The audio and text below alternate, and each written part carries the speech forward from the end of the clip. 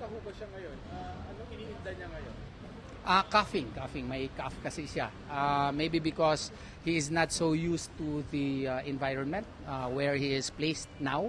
And the ventilation may not be good for his health, knowing that he is already 74 years old. And Pastor Apollo Sikibuloy is used to nature. His house residence is in Glory Mountain, where trees are abound, as well as birds are there, and nature is there. And that's his environment. And now the environment is changed drastically, and that is why his health has responded negatively. Continuous ba, sir, yung appeal na hospital sa kanya? Ha? Continuous yung appeal niyo na gano'n? Nag-grant na po, kanina po. May dalawang motions kami. Nag-oppose yung prosecution, but by the grace of Allah subhanahu wa ta'ala, nag-side naman po yung korte sa amin after nag-conduct ng clarification po yung presiding judge doon sa warden po ng Pasig. Napatunayan po na totoo po yung aming mga sinasabi po sa aming motion. Attorney, kamusta naman yung witness during that? We are hopeful that our petition would be granted. But as to how she reacted, I could not give details. But of course, I am the lawyer for the accused. We are, after the cross-examination, our hopes are higher than before. Yung pong pneumonia niya, is it managed already? Yeah, it's managed. And we are hoping that he will be able to fully recover. Malakas naman po si Pastor Matatag siya, and we are hopeful that he can fully recover in a few days. Kung po pwede po, sana. Sa aking basa po, wala po. Yun lang po ang findings po as of the moment po. Okay? Sir, kayo pa lang yung unang talaga nakapag-cross-examine. Yes. I am the lead counsel of Pastor Apollo Sikibuloy. So I took the first shot and will be still taking the shot next hearings. I'm hoping that I can finish it next hearing, but I doubt it. I may need about 2 or 3 hearings more. Okay. So pag gumaling siya, tuloy-tuloy yung hospital arrest niya o pag magaling na sa... We will leave that to the court to decide. Pero ang sabi niyo na pagbigyan ngayon ay hospital arrest siya? Yes po. Wala namang sinabi kasi na wala namang sinabi kung anong period. So we will await the findings from the hospital, the tests that were conducted, as well as the recommendations of the doctor, and we leave the decision to the court. Pwede namin, is it accurate to say na indefinitely, inallow siya ng court for indefinite... No. There is no.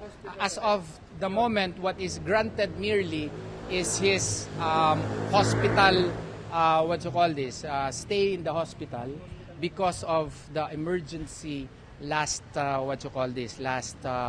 Saturday. But I cannot say whether or not it is indefinite because the hospital will be providing reports to the court, and the doctors will be providing reports to the court, including the BJMP. So after such are submitted to the court will make its own independent determination as to whether or not he should continue to stay in the hospital. Bigay ba ng guidelines ang court? Like, As of now, wala pa. kailan yung report ulit? Yung health bulletin niya? It will be forthcoming because definitely the court will be requiring that. And besides, yung hospital mismo, yung mga doktor po dun, kailangan po magre-render yun ng reports po. Required po yan. Kaya nga, attorney, ano yung time frame? Ilang linggo lang po? Ngayon, hindi ko pa kasi nakita yung order mismo.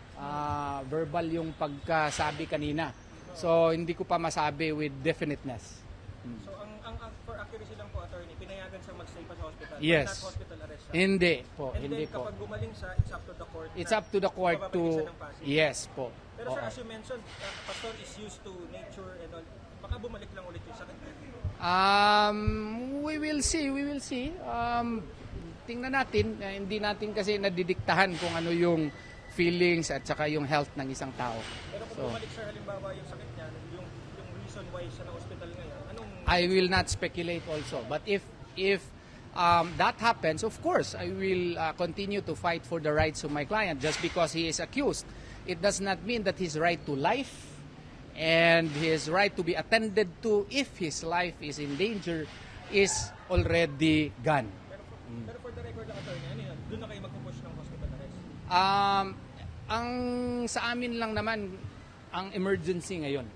Hindi namin i-cross yung hospital arrest until there is that clear findings from the doctors and the hospital. How will this affect his campaigning? Kung halimbawa, may sakit siya, ganyan. Ubo lang naman po yun eh. Ubo at saka yung hindi kasi siya sanay. We are hoping na mag-grant yung bail at saka maka-recover siya, so makakampanya siya. Pero kung hindi po mangyayari yun, marami naman po kaming mga supporters, marami siyang mga supporters, saka mga members, sila po ang magkakampanya para kay Pastor Apollo Siquiboloy.